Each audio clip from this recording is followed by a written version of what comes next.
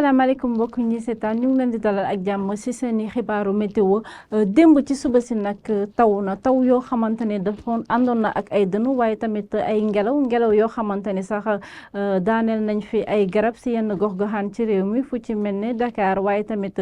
fële ca Thiès waaye bu ñu jógee ci loolu nag dinañu am benn tekk-tekkaaral daanaka ci gox-goxaan yu bëri ba mu des bët Saalum bi foofu moom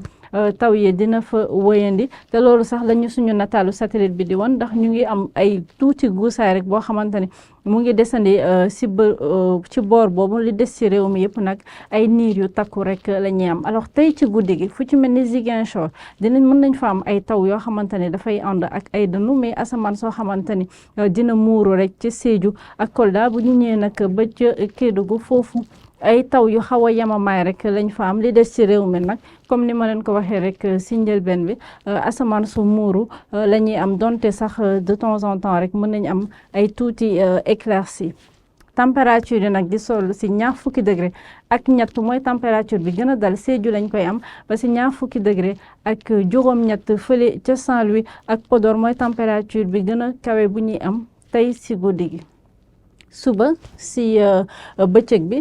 taw yooyu àndoon ak ay dënnu fële ca Ziguinchor dina wàlliyaan ñëw ba ca Sédhiou Kolda Kédougou Tambacounda mën a yegg si ba ci Bakel bu ñu ñëwee nag ba si booru Kaffrine Fatick ak Kaolack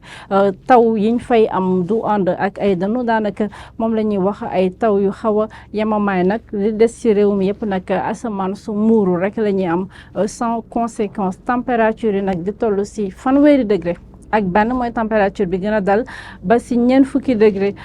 fële ca Matam lañ koy am